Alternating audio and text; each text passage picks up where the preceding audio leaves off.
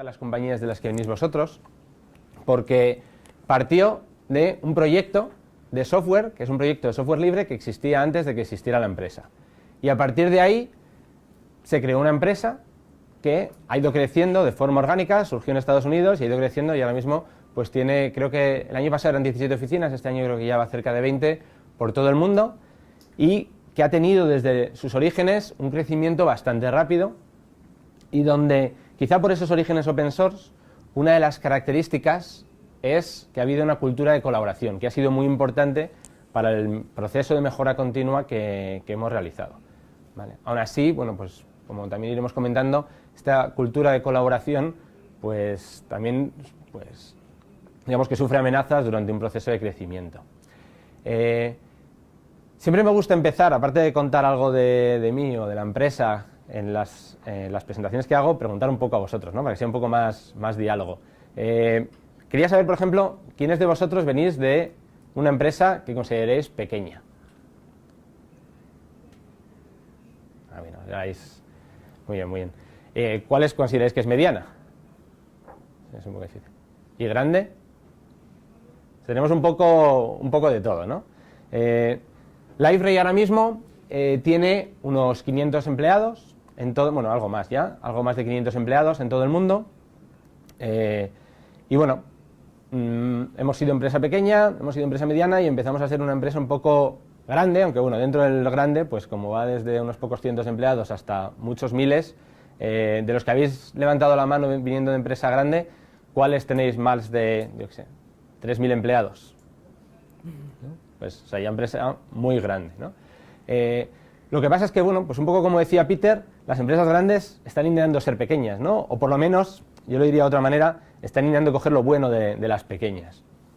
Y en ese sentido, yo creo que muchas de las cosas que os vamos a contar son muy interesantes para empresas de todos los tamaños. Para los que no conozcáis Liferay, bueno, pues decir que a pesar de ser una empresa open source, que por lo menos durante mucho tiempo, cada vez menos, es como, bueno, pues esto es para frikis.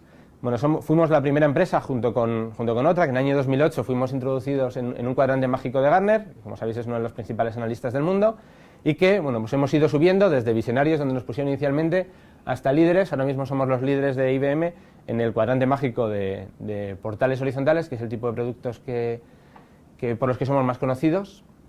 Y bueno, no estamos hablando de una empresa que no conoce nadie o que no haya tenido éxito, sino que bueno, la verdad es que nos va bastante bien. Y lo que queremos contaros un poco es un poco el proceso que hemos llevado durante los últimos 2, quizá incluso 3 años, en el que han ocurrido muchos cambios, en el que hemos introducido cambios, lo que eso ha supuesto y bueno, las cosas con las que nos hemos tenido que enfrentar y cómo nos hemos enfrentado a ellas, algunas con éxito y otras no con tanto éxito.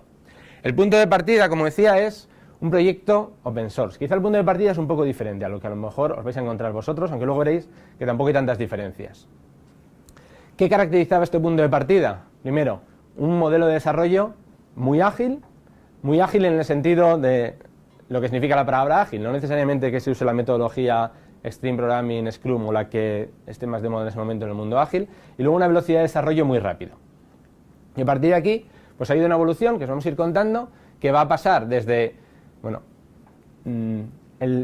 quizá el origen de esta presentación es cuando descubrimos Kanban como fuente de ideas, ¿no? Al final, yo y otras de las personas que estábamos en la empresa, en empresas anteriores habíamos aplicado con bastante éxito metodologías ágiles, Extreme Programming, Scrum, y en particular era un enamorado de los dos, fui uno de los fundadores de Agile Spain, y cuando llegué a Liferay, pues la verdad es que en ese momento me encontré un poco choque de bruces, ¿no? Es como, me encantan estas metodologías, he tenido mucho éxito con ellas, pero no encajan aquí. No encajan porque aquí se están haciendo las cosas de forma muy diferente, muchas cosas, y está yendo fenomenal.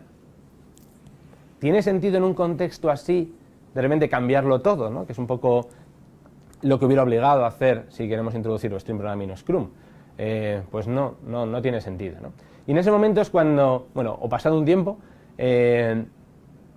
empieza a tener más popularidad Kanban, leemos sobre Kanban y un poco lo que queremos transmitir, ¿no? Porque hay muchos malentendidos sobre lo que es Kanban, yo creo que Peter también lo ha explicado bastante bien. Kanban no es una metodología que es equivalente o alternativa a Scrum o Stream Programming, sino básicamente es un método en el que te ayuda a evolucionar desde donde estés donde estés, hacia algo mejor. Y eso es un poco lo que encajó precisamente con lo que nosotros queríamos hacer. Y bueno, pues a raíz de aquí pues han ido surgiendo un montón de ideas y hemos destacado algunas que hemos pensado que podían ser más interesantes para vosotros. También ha habido una serie de cambios externos, ¿no? Uno de los cambios más importantes es la introducción de un departamento de Product Management, que inicialmente no había en Liferay, para conseguir un mayor alineamiento estratégico, ¿no? que es una necesidad que existe en todo tipo de empresas. Que cuando eres una empresa muy pequeña, pues se puede dar de forma natural, pero a partir de un tamaño, incluso antes de llegar a ser una empresa mediana, pues empieza a surgir, ¿no? Y luego, bueno, pues otra serie de mejoras. Aquí coincidimos, por ejemplo, con una de las cosas que ha explicado Peter y que para nosotros ha sido muy beneficioso, introducir el concepto de equipos multifuncionales, algunos distribuidos, algunos locales. También podemos hablar un poquito sobre eso. La necesidad de reducir la variabilidad, ¿vale? y cambiando políticas para conseguir eso. Y bueno, aquí también podríamos hablar un poco de una de las discusiones de moda ahora mismo, que es el de las estimaciones, si hacemos estimaciones o no hacemos estimaciones. Nosotros no hacemos estimaciones y os podemos contar un poco también por qué, ¿vale? Y luego, por último, uno de los retos, conforme cada vez la empresa es más grande, cada vez hay más equipos multifuncionales, el alineamiento entre equipos, ¿vale? Eso es un poco un resumen de lo que os vamos a contar y quizá uno de los puntos de partida es que en nuestra experiencia, una de las cosas que hemos aprendido durante todo este proceso es que no hay silver bullets, es decir, no hay recetas mágicas, que es un poco la idea que yo personalmente tenía, ¿no? Yo personalmente antes de entrar en Liferay decía, bueno, yo he aplicado Stream Programming y Scrum en un número de proyectos y siempre me ha ido bien, con lo cual la consecuencia es, en todos los proyectos va a ir bien. Bueno, pues la realidad es que eso no tiene por qué ser cierto. De hecho, como todo cambio, puede llegar a ser peor. Peor porque puedes estar perdiéndote algunas de las cosas que hay. Me sigue encantando Stream Programming y Scrum, por si hay alguna duda, pero teniendo en cuenta que en algunos sitios aplica, en otros no, en algunos sitios aplica unas ideas y en otros no. Vale. Kanban es muchas cosas. Como digo, no es una receta mágica, no es un destino. Yo veo más bien Scrum o Stream Programming como un posible destino, mientras que Kanban es más bien un camino, o más aún, una forma de labrarte tu propio camino. Y eso la verdad es que también da un poco de vértigo. Es una de las cosas que hay que ver, porque es mucho más fácil cuando te dicen, tú sigue estas reglas, que todo va a ir bien. Entonces, ¿a qué fácil? Yo sigo las reglas, luego no es tan fácil, pero bueno, es más fácil que si no te dicen eso. Con Kanban es, sobre todo si empiezas leyéndote el libro de David, ¿vale? Que ahora no nos oye, pero hay que leérselo varias veces, ¿no? Porque es un pozo de sabiduría, pero cuesta mucho, ¿no? Entenderlo todo. Son muchas cosas, ¿no? Quizá también por eso es tan importante ese tipo de eventos, donde diferentes empresas cuentan su experiencia y cuentan cómo lo han aplicado. Voy a destacar 4 cosas que para nosotros han sido especialmente importantes dentro del ecosistema, por llamarlo de alguna manera, de ideas que representa Kanban, y el foco para nosotros es conseguir un proceso de mejora continua, ¿vale? Por un lado, y quizá lo más importante de Kanban en relación a las metodologías ágiles más conocidas como Stream Programming o Scrum, es el evolucionar experimentalmente, evolucionar en pequeños pasos y medir si realmente están siendo exitosos o no, porque no todos serán exitosos. Si implantáis cualquier tipo de proceso de mejora continua y todo está yendo bien, algo no estáis viendo, porque es prácticamente imposible conseguir eso. Por otro lado, tenemos la necesidad de gestionar el flujo. Eso es una de las cosas que, sobre todo, con los ingenieros, con los desarrolladores, ha habido más rechazo, ¿no? Que es, a los ingenieros no les gusta ver su proceso como un flujo, ¿no? Y de hecho, aquellos que tienen más experiencia, por ejemplo, con Scrum, que básicamente una de las máximas de Scrum es pon a todo el mundo junto, todos los roles juntos, para que no sea necesario gestionar el flujo, ¿vale? Y es una idea genial, pero eso no quiere decir que sea lo ideal en todas las circunstancias o que puedas ir a eso de golpe, ¿no? Entonces, una forma tanto de gestionarlo, si no puedes ir a eso, como de llegar a eso, si realmente es lo que te encaja, es gestionar adecuadamente ese flujo de trabajo, esas diferentes etapas por las que pasa cualquier trabajo. Y además es útil, incluso aunque llegues a un modelo más similar a Scrum, para gestionar las fases previas o posteriores a lo que hace el propio equipo de desarrollo. Una de las cosas que a mí también me ha gustado mucho es ese foco en la calidad, porque es algo que se oye muchísimo cuando se habla más de metodologías o de técnicas para desarrolladores, pero es de los pocos métodos más orientados a gestión, más orientados a organización, donde insiste en esto, y para mí es fundamental. Y además es muy fácil olvidarlo cuando te empiezan a apretar las fechas. Si no tienes calidad, al final el ritmo al que vas no es sostenible. Y en esto es algo que a mí siempre me gusta mucho de Kanban, que pone un énfasis bastante alto. Y luego, el último elemento que para nosotros es muy importante es la visibilidad. Si no hay visibilidad, al final es muy difícil mejorar, porque se esconden muchas cosas debajo de la alfombra. Pero bueno, estaba justo hablando con uno de vosotros ahora mismo, la visibilidad da mucho miedo, sobre todo si no la has tenido hasta el momento, ¿vale? Es un elemento muy importante, pero a la vez más difícil de lo que parece. ¿De dónde parte Liferay? ¿O dónde estamos ahora mismo, ¿no? Ahora mismo partimos realmente, cuando empezamos a aplicar mucho esto, bastante menos de 100 personas dentro de la división de ingeniería, que es de la que estamos hablando, y ahora somos más de 150 personas trabajando juntos, distribuidos por todo el mundo.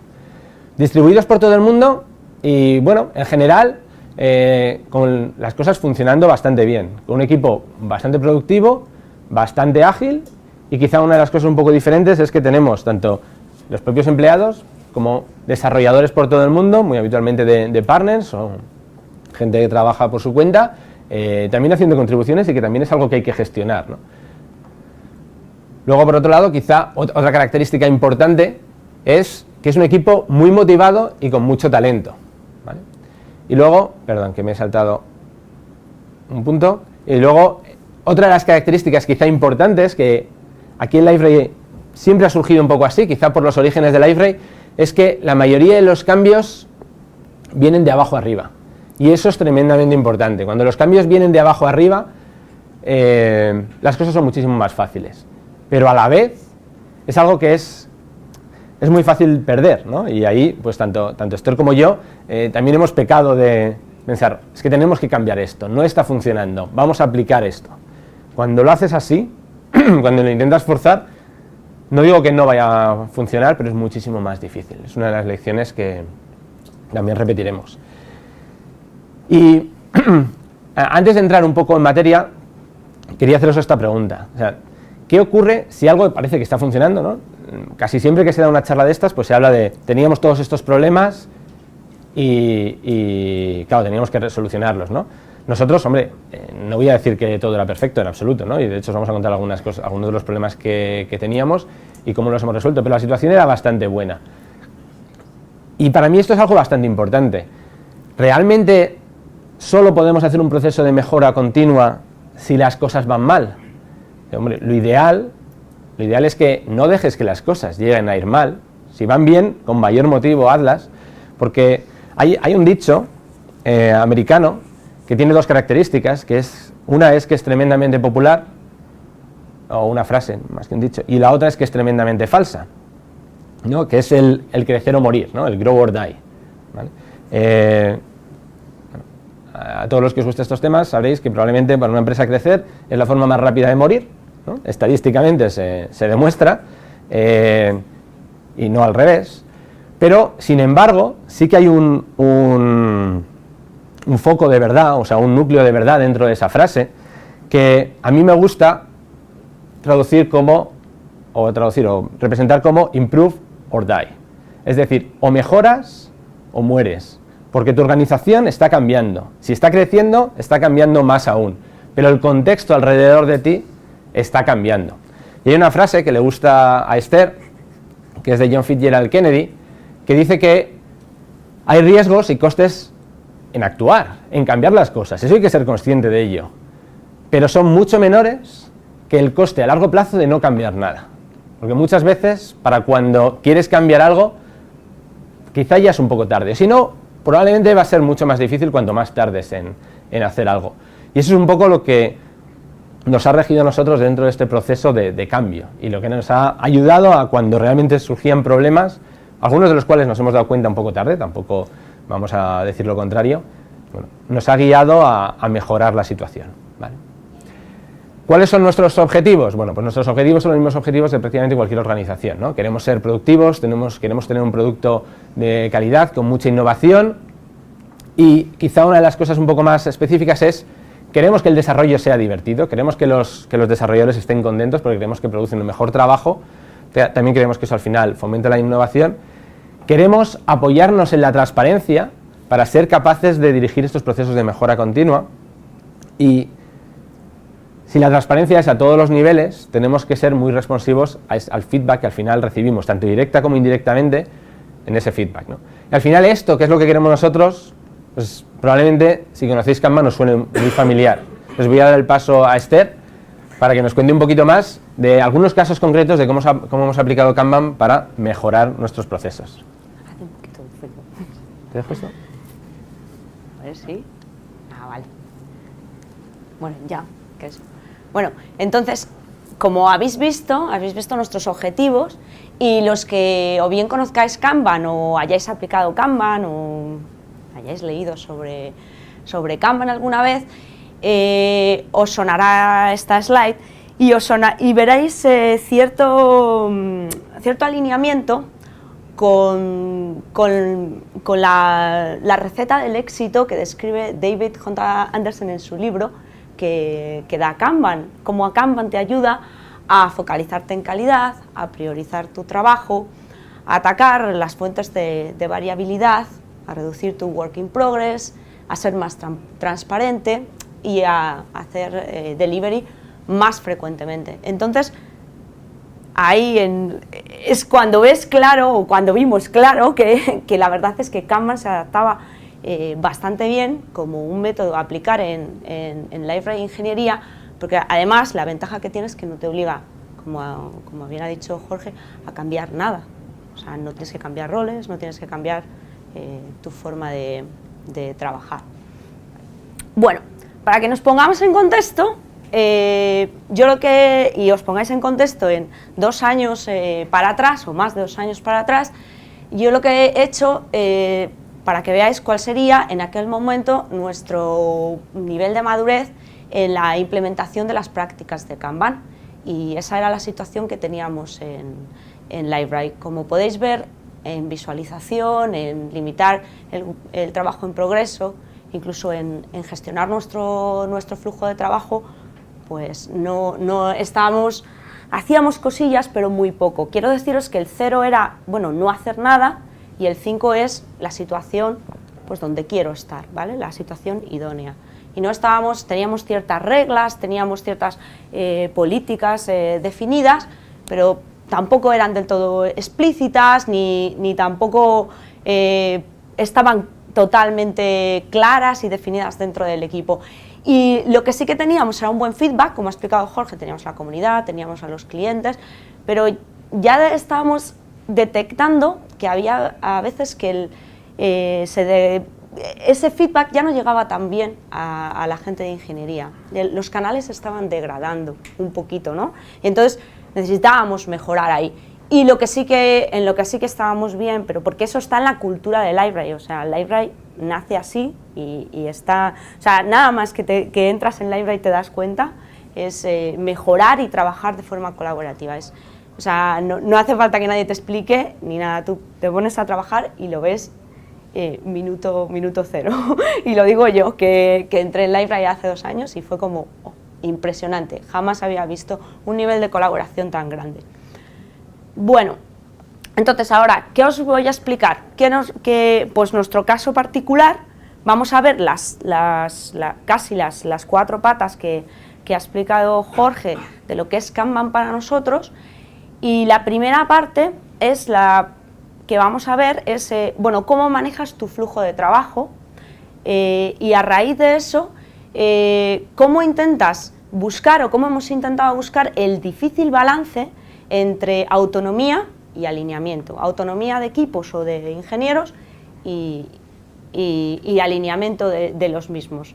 Y si alguien ha leído o ha oído de Henry Niebuhr, que es un coach de Agile que ayuda o trabaja con Spotify y ha visto los vídeos que hace sobre ingeniería, él habla extensamente sobre lo difícil que es encontrar el balance entre autonomía y alineamiento. Como cuando tienes todos tus equipos alineados, generalmente se suele producir porque hay un manager que está diciéndoles haz esto, haz lo otro, la gente no está motivada, no piensa por sí misma, como cuando tienes un nivel alto de autonomía, bueno, la gente está feliz porque hace lo que quiere, pero realmente te estás preguntando, ¿estamos trabajando en lo que necesitamos trabajar? Y como la situación idónea es cuando tú tienes un manager que es capaz de explicarle a la gente cuál es el problema que tienen que resolver, por qué tienen que resolver esos problemas, y deja a los equipos que lo solucionen por ellos mismos. Y nosotros en concreto, en este momento, cuando empezamos con Kanban, pues yo diría, bueno, yo afirmo, estábamos ahí. O sea, la gente era bastante feliz, podía hacer, podía implementar cualquier mejora que viese en el producto, nos había ido muy bien así, pero es verdad que, bueno, estamos en un mercado muy competitivo, que cambia cada poco y claro, necesitamos introducir pues el alineamiento entre equipos y el estar seguros de que estamos trabajando por el bien del producto, que estamos introduciendo aquellas cosas que van a mejorar el producto. Y entonces, ¿qué hacemos? Pues introducir esa visión estratégica de mercado, de nuestros clientes, de los competidores, a través de un nuevo departamento, de un nuevo equipo que se llama Product Management. ¿Y cuál es el cambio que se produce aquí? Para los ingenieros, vale, sí, se les da un feedback mucho más directo que antes, se les dice, oye, mira, hay que implementar esto, Pero claro, se les obliga a comunicarse con un nuevo equipo, a llegar a acuerdos antes de empezar a trabajar en una nueva funcionalidad, a preguntar, oye, se me había ocurrido implementar esto, o habría que mejorar esta parte, que vamos a hablar, ¿no? Y eso al final, bueno, pues es un cambio de cómo has venido trabajando hasta ahora. Y luego, aparte de eso, nos obliga a introducir 3 nuevos pasos en nuestro workflow. Uno de ellos, el que ha hablado nuestro compañero antes, el de Committed, que es todo lo que se ha acordado con Product Management que se va a implementar, que es una cola de espera, otra cola de espera para la revisión de Product Management y el paso de Product Management. Y claro, de los 3 pasos que estamos metiendo nuevos, si lo vemos desde un punto de vista de Lean, pues 2 eran espera o gasto y uno era valor añadido, realmente. Entonces, claro, aquí la pregunta a Jorge es, Jorge, de verdad, explícame, ¿por qué tenemos que meter Product Management y nos tenemos que volver más ineficientes y menos ágiles? Porque nosotros éramos muy ágiles. Sí, quizá la situación de la que partía LiveRay es idónea y es muy raro verla en una empresa, en el sentido de la eficiencia del flujo, ¿no? de la rapidez de desarrollo, porque los propios desarrolladores tenían un feedback directo de esta comunidad de software libre, que al final son nuestros clientes también, y directamente lo implementaban, sin ningún tipo de centralización, sin ningún tipo de departamento, como el que en este momento se decidió introducir. Al final eso era tremendamente rápido. No solo eso, sino que lo que se hacía prácticamente siempre era necesario hacer. ¿Cuál es el problema? Y aquí entra una de las palabras que para mí es fundamental de todo proceso de mejora continua. Hay que tener autocrítica, ¿no? En ese gráfico que os ha enseñado Esther, casi seguro que la primera sensación es todos pensar que estamos arriba a la derecha, ¿no? Pero hay que hacer un poco de autocrítica. Si te pones arriba a la derecha, es bueno, pues recalibra el eje para ver dónde estás realmente, ¿no? En este caso nosotros lo que nos dimos cuenta es, bien, todo es muy eficiente, todo lo que estamos haciendo es útil, pero estamos haciendo todo lo que tenemos que hacer o todo lo que deberíamos hacer, y nos empezamos a dar cuenta de que no todo el feedback interesante nos llegaba, y de hecho en concreto cada vez empezábamos a tener más usuarios, más clientes de empresa muy grande que no participaban en la comunidad y que necesitábamos realmente ir a ellos a recibir ese feedback para conocer realmente las necesidades que tenían. Y ahí es donde vemos la necesidad de introducir este nuevo departamento de Product Management para hacer esa tarea, pero claro, esto supone un gran reto, ¿no? Que es lo que os va a contar ahora un poco Esther, porque introducimos más proceso, potencialmente más burocracia, e introducimos etapas que podrían considerarse, desde el punto de vista de producción en sí mismo, un gasto. Sí. Bueno, aquí os he puesto para que veáis una de las, bueno, este en concreto, este robot lo pintó Jorge y fue parte de la comunicación que hicimos a los ingenieros en su momento para que entendieran cuál era el nuevo proceso. O sea que, como él ha dicho, y como vamos a repetir varias veces, hay veces que tú ves muy claro cuál es el cambio, pero si no tienes a la gente contigo, no, o sea, cuesta infinito. Entonces, a veces hay que ponerse en el lugar de la persona a la que recibe la comunicación para intentar comunicar y llegar antes a que te entiendan y a que digan, ah, vale, sí es necesario. Ahora entiendo por qué tenemos que hacer este cambio.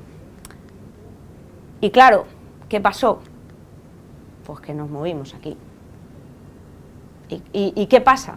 Cuando tú tienes un grupo de ingenieros distribuidos por todo el mundo con un talento brutal, que son mayorcitos, que tienes una experiencia de años y les tratas como si fueran niños. Pues que no.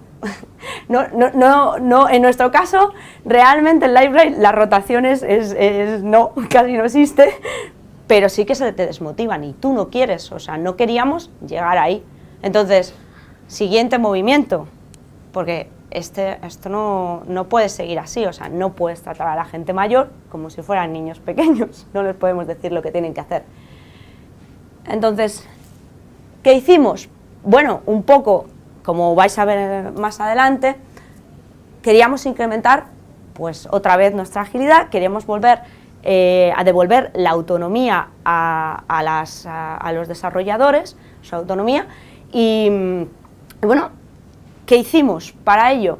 Porque además esa autonomía había traído cosas muy buenas al producto, mejoras que a lo mejor si la gente técnica no fuese autónoma nunca se hubieran introducido en el producto, porque no hubiesen tenido esa autonomía para hacerlo. ¿Qué hicimos?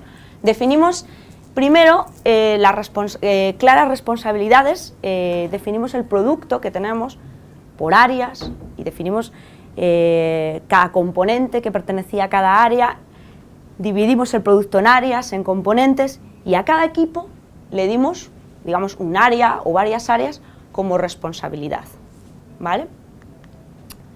¿Qué hicimos con esos equipos? Pues a esos equipos los dotamos de todos los skills necesarios para crear el producto, o sea, un diseñador de interfaz, desarrolladores, testers, product management, documentación, todos juntos. Un grupo completamente independiente que podría desarrollar el producto entero por sí solo. No era el caso, eran responsables de un área. ¿Y qué hicimos después? Pues cambiar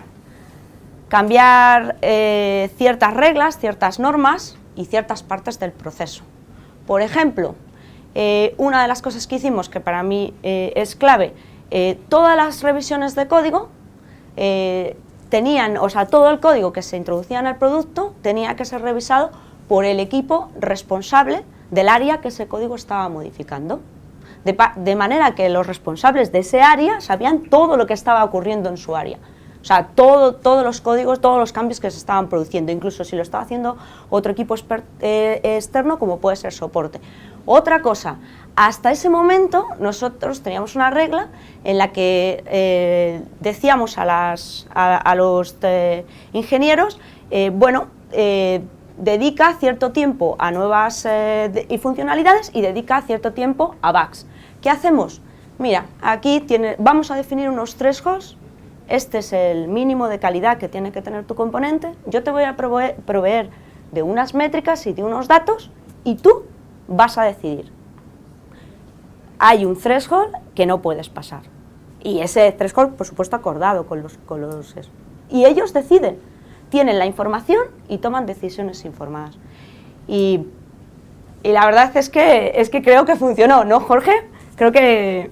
Cuéntanos. Es un cambio más difícil de lo que parece, ¿no? Al final, o sea, básicamente lo que se está diciendo aquí, Esther, es teníamos un único equipo que desarrollaba un producto cada vez más grande y lo que hemos hecho es partirlo en trozos. Ese corte, quizás es una de las cosas que más destacaría de aquí, aparte de lo que ha dicho Esther, dividir un equipo único en 2 o más equipos es algo que es muy delicado. Es muy delicado, tienes que decidir dónde partir, y esto no es algo que ocurrió de la noche a la mañana o algo que Esther y yo decidiéramos hacer. Es un cambio que ocurrió en aproximadamente un periodo de un año de tiempo, ¿vale? Y es muy delicado entre los motivos porque hay muchas dependencias, y cuantas más dependencias haya entre los equipos multifuncionales, más difícil va a ser que funcione. Hay que ser capaz de cortar por los sitios adecuados para reducir el número de dependencias, para que estos equipos sean lo más autónomos de verdad posibles. Y luego otra de las cosas que destacaría aquí muy importante es,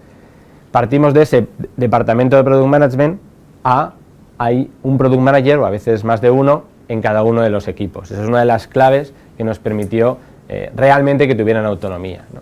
Y también les permitió a algunos de los otros roles también ejercer un poco ese rol de Product Management, aunque no fueran oficialmente un Product Manager. Vale. Y bueno, pues nos movimos aquí. Y estamos todavía en ello.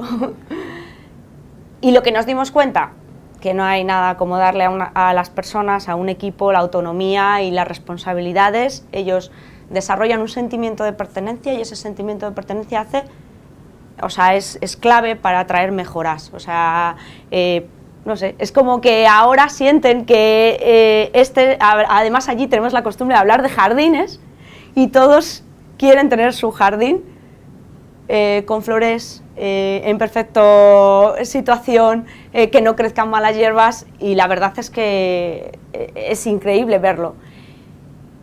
Y bueno, yo os he traído unas métricas para que veáis la dura realidad. Entonces, yo he cogido las funcionalidades que piden Product Management solo, no las que implementan los ingenieros porque deciden, ¿vale? Y lo que he sacado son las métricas de Flow Efficiency. El Flow Efficiency es el work time, o ese tiempo de trabajo que decidimos que, digamos, se emplea en tareas de valor añadido, dividido entre todo el tiempo, todo el lead time, desde que está en la columna committed hasta que se hace done. Ahí se incluye gasto, valor añadido y necesario no valor añadido, para los que entendáis de Lean. Y claro, ¿qué pasó? Cuando, pues mira, 33%, en 2014 bajamos un 16%, ahí fue cuando metimos los equipos autónomos, y ahora en lo que llevamos de año hemos subido a un 21%. ¿Pero qué ha pasado? Sorprendentemente, con el lead time, pues lo hemos conseguido acortar. Hemos pasado, en el 2013, estábamos en torno a, exactamente 14 semanas, y ahora estamos en 6 semanas y algo, 7 semanas, lo hemos reducido a la mitad. ¿Y qué está pasando? Pues lo voy a enseñar en la siguiente slide. Para que no hayamos subido en eficiencia como estábamos en 2013.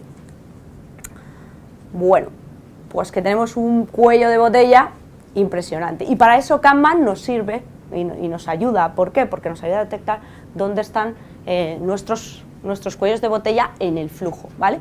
Aparte de eso, hay una cosa que aquí no he puesto en la slide, pero que está en el título.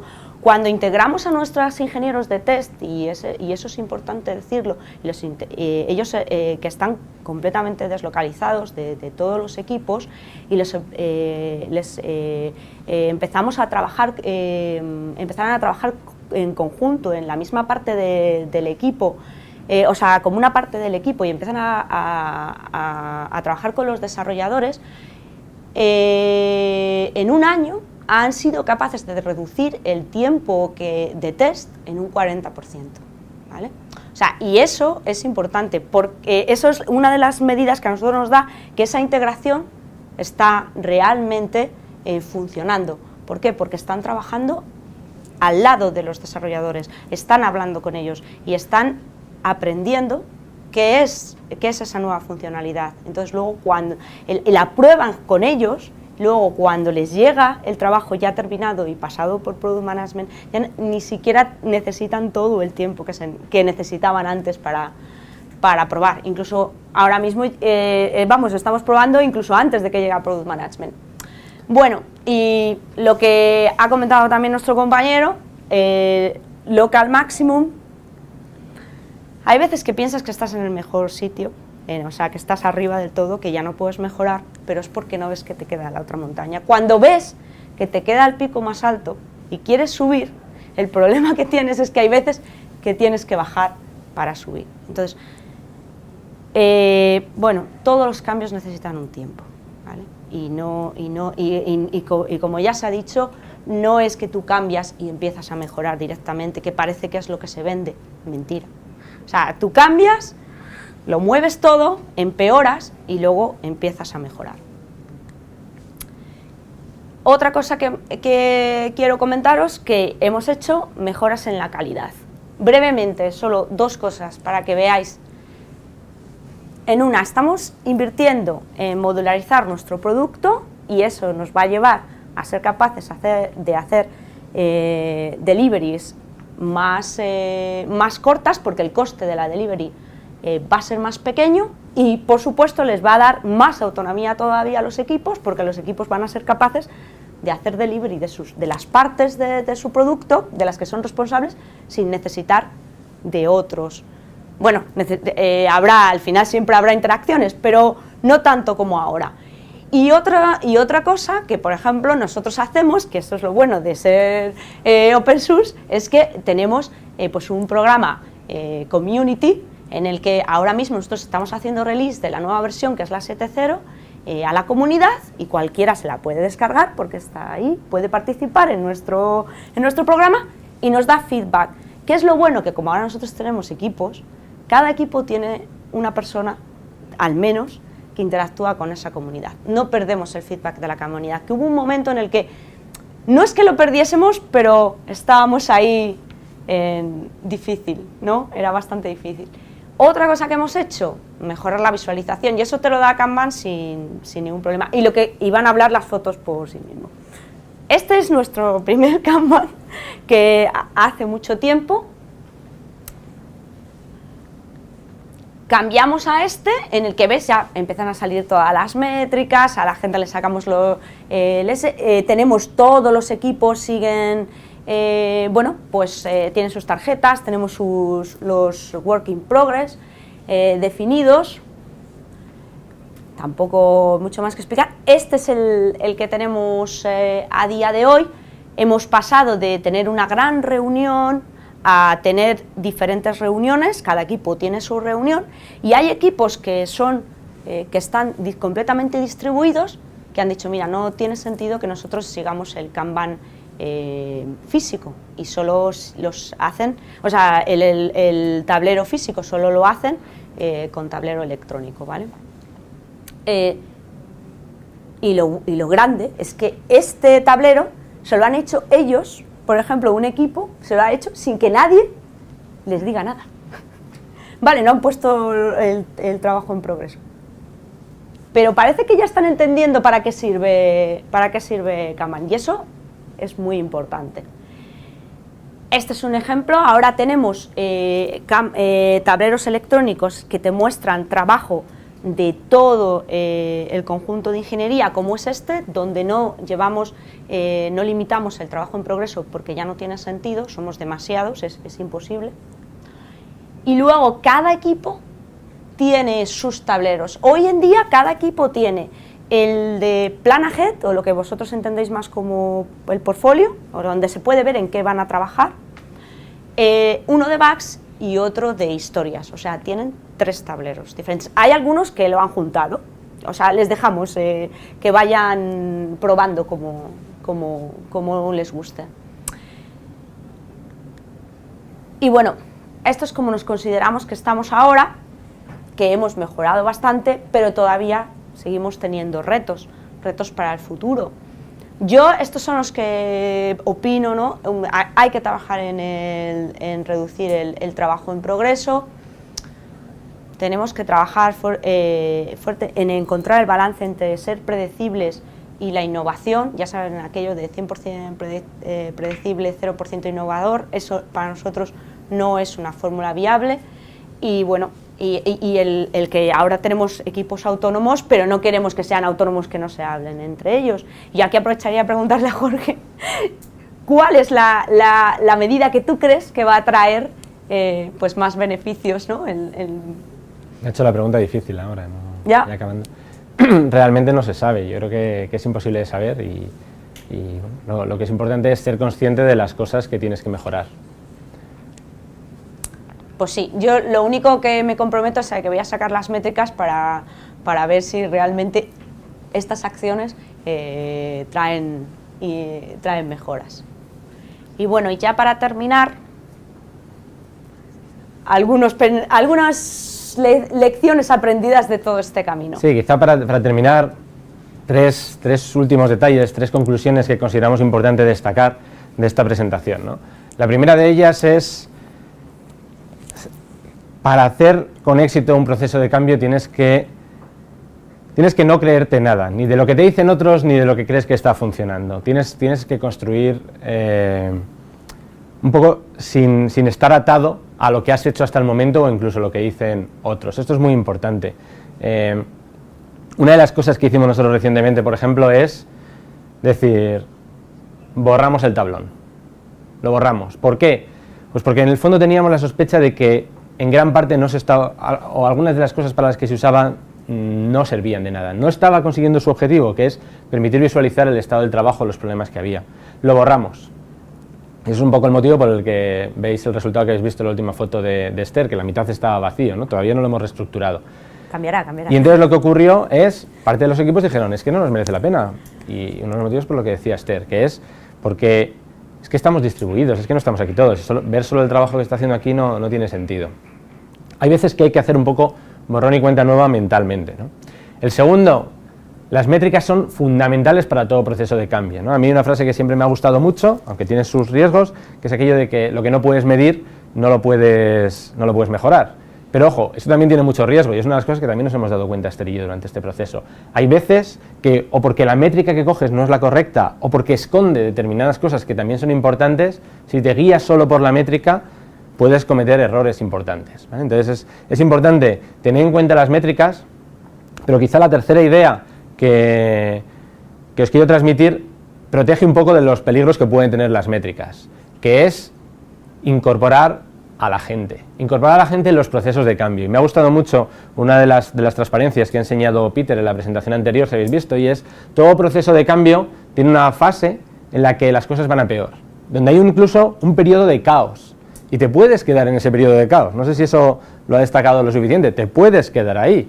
Y existe ese riesgo, ¿no? Y uno de los motivos de eso también es porque, bueno, otra frase que a mí me gusta mucho, que es, no es que a la gente no le guste el cambio, lo que no le gusta a la gente es ser cambiada, ¿no? Porque genera incertidumbre, porque genera sensación de vulnerabilidad. Sin embargo, si incluyes a la gente que va a ser cambiada en el proceso, resulta que ellos son parte de ese cambio, ya no se sienten cambiados. ¿Qué inconveniente tiene esto? El inconveniente que tiene esto es que de repente no puedes hacer cambios grandes de golpe. Pero eso es justo lo que me ha gustado, lo bien que ha explicado Peter con esa gráfica, es que eso es justo lo que es una gran tentación. Nosotros hemos caído en esa tentación más de una vez, pero que al final hace que el proceso acabe siendo más lento, aunque parezca lo contrario, y mucho más difícil. Así que, bueno, eso es todo lo que os queríamos contar. Muchas gracias. Y creo que tenemos tiempo para una o dos preguntas, como mucho. Venga, ahí tienes. Bueno, dos preguntas y luego si queréis en el café, y nos vamos al café. Has dicho que medíais el flow efficiency y lo que me interesaba a mí es saber cómo medís el work time. ¿Te lo da el lead time? Desde No, el work time. Vale. ¿Qué le dedicáis a cada Lo que hay que hacer, lo que tienes que hacer es cuando Kanban te obliga a dibujar tu flow, tu flujo de trabajo, es a ver si lo digo, clasificar tu trabajo en tareas de valor añadido, ¿vale? Tareas necesarias pero que no te aportan valor añadido y tareas de gasto. El valor añadido tienes que ponerte en los zapatos del cliente, no vale otros zapatos, y decir, exacto, qué es lo que el cliente está dispuesto, o sea, por qué me está pagando el cliente. Y eso, lo que ayuda a construir eso, es valor añadido. Entonces, nosotros tenemos diferenciadas cuáles son esas tareas, y entonces yo sumo. Y, ojo, y quiero decir aquí, por ejemplo, toda la parte de test, yo no la tengo en cuenta. Por eso a lo mejor el flow efficiency sale más bajo, pero yo considero desde un punto de vista purista que, bueno, pues no, el cliente en realidad no te paga para que pruebes, o sea, el cliente quiere que tú saques todo a la primera, ¿no? Por ejemplo. Pero mi pregunta va más al efecto práctico, o sea, tú ya tienes definidas cuáles aportan valor y cuáles no. Claro. Las que aportan valor, Sí. ¿cómo mides el tiempo? O sea, ¿tienes a los programadores rellenando hojas? No. Ahí yo creo, yo te iba a contestar en esa línea también un poco, ¿no? Al final, No siempre que eso. haces cualquier métrica, hay que asumir que es una aproximación. Claro. Y uno de los riesgos de las métricas es caer un poco en al final, dedicarle un montón de tiempo, que al final reduce la eficiencia, precisamente en recabar datos o obligar a los desarrolladores o a las personas que están intentando trabajar a que te den esos datos, ¿no? Entonces hay que encontrar un equilibrio. O sea, nosotros expresamente queremos reducir al máximo el tiempo que los desarrolladores, por ejemplo, se ponen a rellenar datos. Y de hecho, lo que hemos decidido expresamente es los desarrolladores no tienen que notificar nada. Es decir, vamos a poner las herramientas para saber con la mayor precisión posible más o menos cuánto tiempo realmente están desarrollando una funcionalidad. Y sabemos que es una aproximación, pero lo importante es, mientras midamos de la misma manera, a lo mejor ese número 18% en términos absolutos no te dice nada, pero cuando aumenta a 33 y lo estás midiendo de la misma manera, sabes que estás mejorando. ¿Pero cómo lo habéis hecho? No, simplemente es cuando una historia, por ejemplo, nosotros trabajamos con historias, pasan de estado. Sí. Cuando está en el estado en progreso, consideramos que se está trabajando en ello. La herramienta que utilizamos nosotros te da esos tiempos. Nada más. Bueno, rápidamente y... Respecto a los 3 desafíos esos que tenéis de cara al futuro, bueno, soy Miguel Santiago de Estrategia. Los 3 desafíos esos que tenéis de futuro, que habéis puesto ahí, que son los introducir la limitación, reducir el WIP, lo del Slack y la polinización cruzada. Si estamos hablando de métricas, y es importante ver el impacto que tienen cada una de las 3 tipos de acciones que estáis haciendo, la estrategia que tenéis o lo que estáis introduciendo ahora mismo en vuestra organización es atacar con acciones las 3 cosas a la vez, o vais por partes, o vais por equipos, o cómo lo habéis planificado para poder sacar métricas que se vean el impacto. Paso a paso, poco a poco, porque, y como él ha dicho, nosotros ya hemos cometido el error antes de hacer el gran cambio y ¿sabes? O sea, el caos que produces es, entonces, poco a poco. Y por ejemplo, en la de reducir el work in progress, para nosotros tenemos primero, y aquí, vamos, hay que decirlo claramente, tenemos que hacer que la gente que trabaja vea, que nosotros vemos el beneficio muy claro, tanto Jorge y yo vemos el beneficio muy claro de reducir el trabajo en progreso, pero los ingenieros, ¿no? De todas maneras, aquí, por ejemplo, de estos dos, los 2 primeros, que además están bastante relacionados, se prestan mucho más a métricas que el tercero, por ejemplo. El tercero, ¿no? El tercero, por lo menos a día de hoy, no tenemos en mente el intentar tener métricas, o por lo menos métricas muy exactas, ¿no? Al final, esto surge de necesidades reales de la gente de tener